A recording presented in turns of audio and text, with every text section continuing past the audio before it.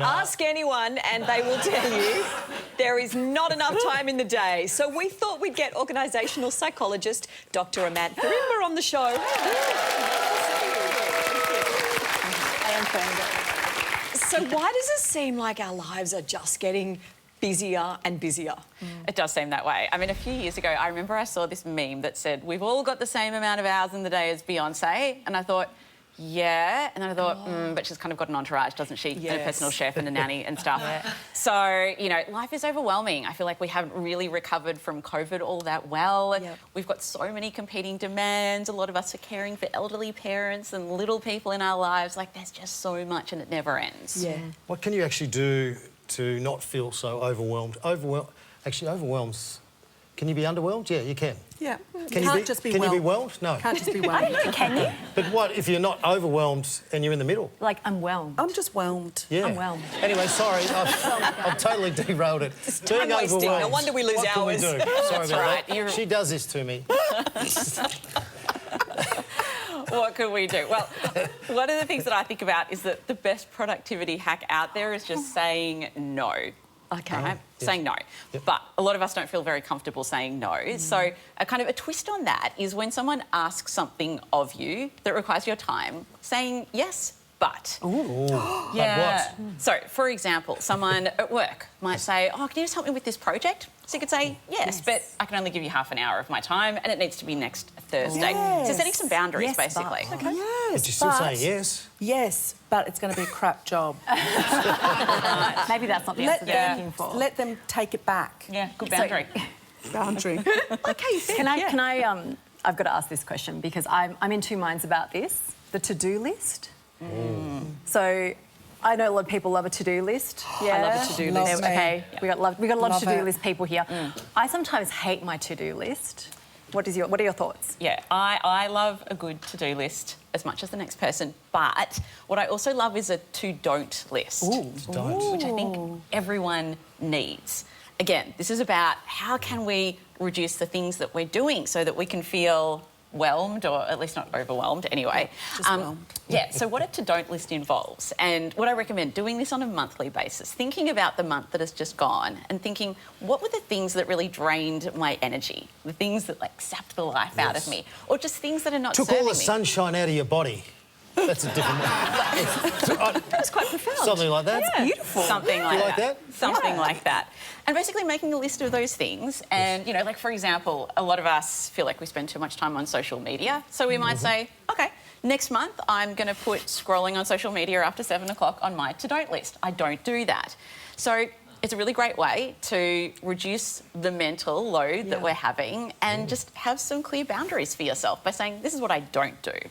That's good because so many people for a while were the don't say don't. We couldn't say don't. Say yes. And I'm like, say don't more. Yeah. Don't. Why can't you say don't? But you can. Well, now you can say yes, but don't. Yeah, but don't. Can we Yes, say no to exercise? Sometimes I've got to say that feels like it goes into the too hard basket, fitting everything in the day. How do we manage that? Yeah, so there's some great research out there around the minimum dose that we need to actually stay fit and, you know, and be healthy.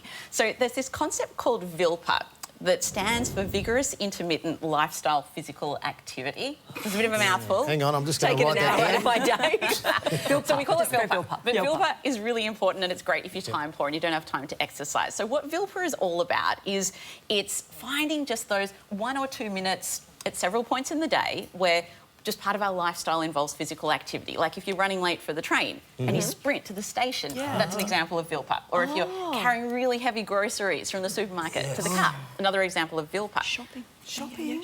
If we can fit in 3 to 4 1 to 2 minute bouts of VILPA every day, it actually reduces our chance of dying prematurely by about 40%, is what research has found. So it's a massive impact. So you're saying running late for work is a good thing. That's VILPA. Like if you come rushing in at the last minute, just have a look at this. You have just you've added 40% of, what did we do? What was 40%? Anyway, he's younger and he's got time back. Have a look. And he's got a great skin and great face. Now, I was running late, I have a reason. Yeah. Like, you've I'm always trying to got a show it. reason. There's always a reason Yeah, for the doing dog the ate wrong my homework. thing. Well, yes, but But what? Yes, but. I'm still working on that bit. I've just got the Don't. yes, but. That's all I've learned so far.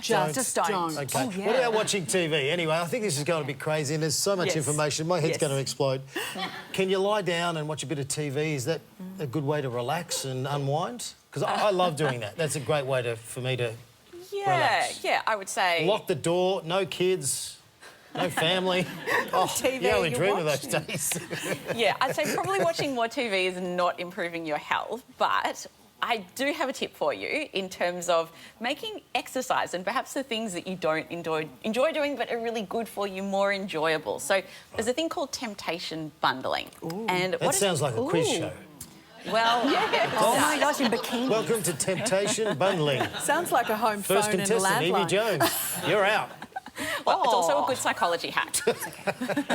So how temptation Yes. bundling works is that we pair something that we don't want to do, like, say, exercise, for example, with something that we do want to do. So for me, one of the ways that I use it at home, I've got an exercise bike, which I absolutely hate. Yes. And I love watching The US Bachelor. Yes. Yeah, very guilty pleasure. Right. But what I do is I have a rule for myself where I say I'm only allowed to watch The US Bachelor when I'm on the exercise bike. So it turns what was a guilty pleasure into just a pleasure. And when you're on the bike, do you have to pedal it? I No. Oh, you do. You still have Depends to if do you want some to bundle or not. But what about Renee? I'm curious. So Renee, our incredible doctor, has like 12 jobs. Seven.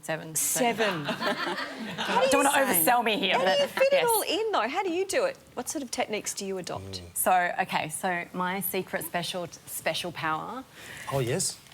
is my Filofax. Oh, Welcome. yeah. For those of you who are under the age of 40, you may not know what a Filofax is, I'm not sure.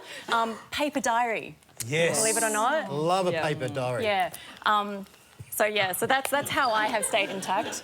Yeah. I've had this since I was a teenager, so it's been around for a while. What do you mean? It's Say only one. like 5 years old, right? Yeah. But can't you grab a new one each year? No. No, so you refill it. Refill That's it. like, and it's environmentally friendly. It's all very exciting. That seems Anyway, so I yes. love a paper diary. So yes, that's how I look after I'm with myself in you. that sense. Old school. Absolutely. Yeah. That's fantastic.